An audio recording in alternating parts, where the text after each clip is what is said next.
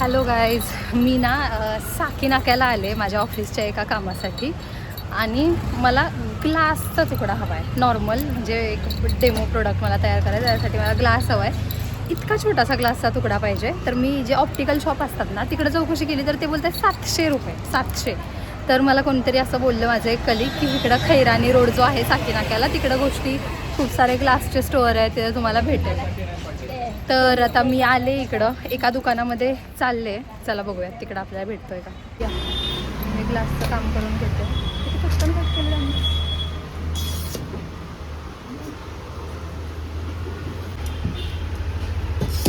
दाबून केलं, परत एकदा दाबून केलं.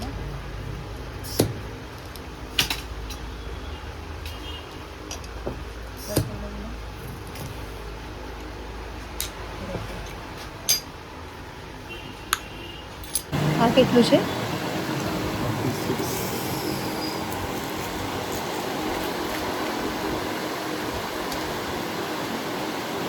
35 mm 34 mm. हाँ परफेक्ट है. हाँ चाले, थोड़ा बहुत ऊपर नीचे चलते हैं. एकदम सही कट टू कट साइज कर लिया आपण.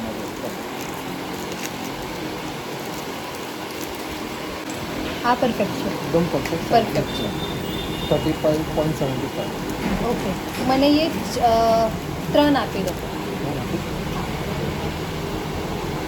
अशा वेळी मला स्वतःवरती इतकं जास्त प्राऊड फील होतं ना.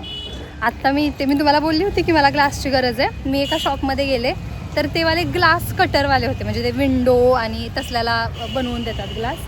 तर तिकडं मी चौकशी केली, त्यांच्याकडं गोल शेप भेटत नाही. हां, त्यांच्याकडं चौकोनी वगैरे त्यांनी मला कट करून दिलं. जे दिलं ते मी तुम्हाला हे मेन्शन करेल, म्हणजे त्याचा एक व्हिडिओ टाकेल.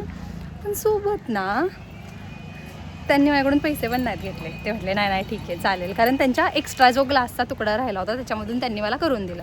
आता मग मी विचार करते यार, ह्यांनी तर 500 रुपये सांगितले आहेत, 500 ते 700 बोलला, इतकं द्यायची तर आपली तयारी नाही. तर मग काय करू. मग जाताना मला एक टायटनचं शोरूम दिसलं. मी म्हटलं यार असंच जाणं योग्य आहे का डायरेक्ट त्यांच्याकडं. तरी मी म्हटलं की नाही ठीक आहे, एकदा विचारून बघूयात, कारण ती घड्याळाची जी काच असते वरची ती त्यांच्याकडे असणार ना, कुठल्या घड्याळाची तुटलेली असल्यावरती. आणि मला इतका आनंद झाला आणि मी तिथं गेले त्या शोरूममध्ये. त्यांच्याकडे बाकीचे पण खूप सगळे हे होते आणि मला ती वाली काच जी मला 500 रुपयाला ते लोक म्हणत होते, फंक्शनिंग सेम ती काच मला भेटली 20 रुपयाला. आता काय म्हणायचं तुम्हाला. तर माझं जे काम होतं ते कंप्लीट करून मी आता परत ऑफिसला आले. ऑफिसमध्ये जाऊयात, ऑफिसचं काम करूयात. आणि मुंबईची गरमी, बापरे काय म्हणायचं ह्याला. इतकी गरमी कशी काय वाढली आत्ताशी मार्च. मला तर टेन्शनच येतं की कसं एप्रिल मेमध्ये काढायचे दिवस आत्ताच. आणि माझ्या कामामध्ये ना बऱ्यापैकी फील्ड व्हिजिट पण आहे. मला बऱ्यापैकी कधी कधी ना फील्डवरती पण जावं लागतं. इतका स्ट्रेस. होईल काहीतरी होईल. चला जाते मी आता ऑफिसला, तुम्हाला भेटेल नंतर. तर आत्ता संध्याकाळ झाली आणि माझं संपलं आजचं ऑफिसचं टायमिंग. आत्ता मी घरी चालले आणि चालले मनात की नक्की भाजी काय करावी. भूक तर लय लागली पण कंटाळा पण आला आहे आज लय कामाचा. तर आम्ही असं ठरवलं, मी धनराजला फोन केला तर आम्ही दोघांनी असं ठरवलं आहे की मी अंडा भुर्जी आणि पाव बनवणार, म्हणजे पाव घेऊन जाणार आहे, अंडा भुर्जी बनवणार आहे, थोडंसं इझी पडतं.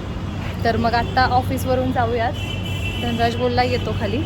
मग आम्ही दोघंजणं थोडीशी आपली भाजीची शॉपिंग करूयात आणि जाऊयात मग घरी.